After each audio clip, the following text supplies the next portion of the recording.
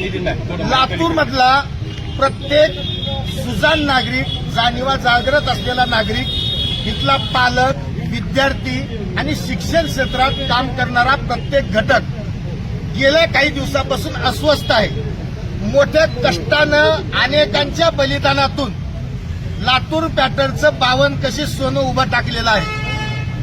कुणी 1-2 गुन्हेगार त्याच्यामध्ये या नीट पेपर फुटीमध्ये सापडले, त्यांना अटकही झाली आहे. सीबीआय त्यांच्यावर कारवाई करते, परंतु याच्या आडून लातूर पॅटर्नला बदनाम करण्याचं षडयंत्र चालू आहे. त्याचाच एक भाग म्हणून उद्योग विभागाने इथल्या ट्युशन एरियातल्या लोकांवर कसली सुनावणी न करता प्रत्येकाची केस वेगळी असताना सरसकट त्या ठिकाणी नोटीस दिली आणि एक चुकीचा संदेश महाराष्ट्रामध्ये गेला की ट्युशन एरिया बंद पडतो की काय. लातूर पॅटर्न संकटात आहे. एक लागतो, लातूर पॅटर्न हा जनमानसात रुजलेला आहे.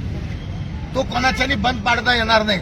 आमचं टॅलेंट जुनं आहे म्हणून लातूर पॅटर्न 52 कशी सोन आहे आणि त्या सोन्याला धक्का लावण्याचा प्रयत्न झाला म्हणून आम्ही त्या बेकायदेशीर आदेशाची होळी केलेली आहे उद्योग विभागाच्या. आमचं म्हणणं, जे दोषी असतील त्या पर्टिक्युलर प्रत्येक प्लॉट धारकासोबत सुनावणी करा, त्याचं म्हणणं घ्या.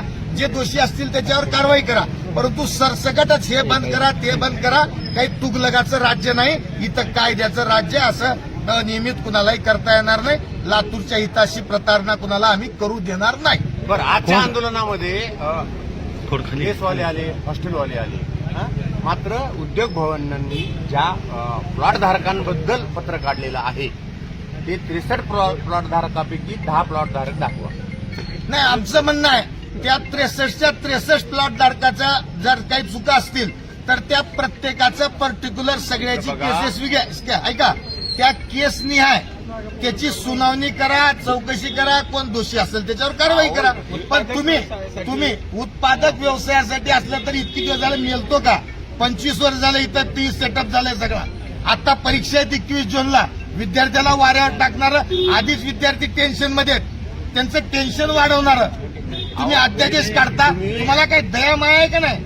तुम्हाला लाज लज्जा शरम आहे का नाही या उद्योग विभागाला?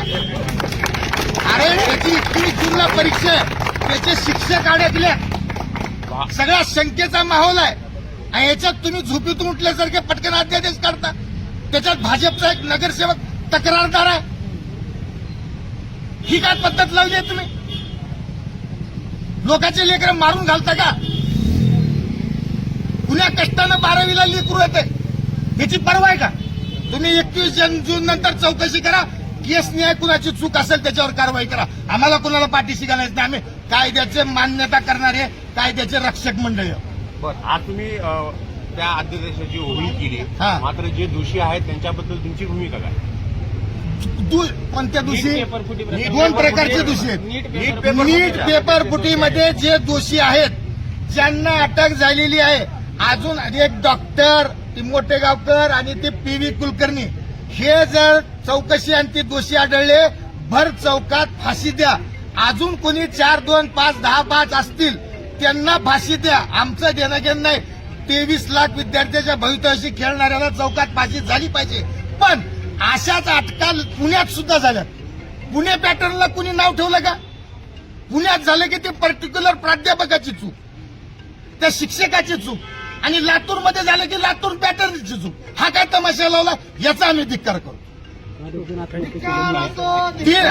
आत्महत्या केलं लोकांनी, तुम्हाला दया माया नाही.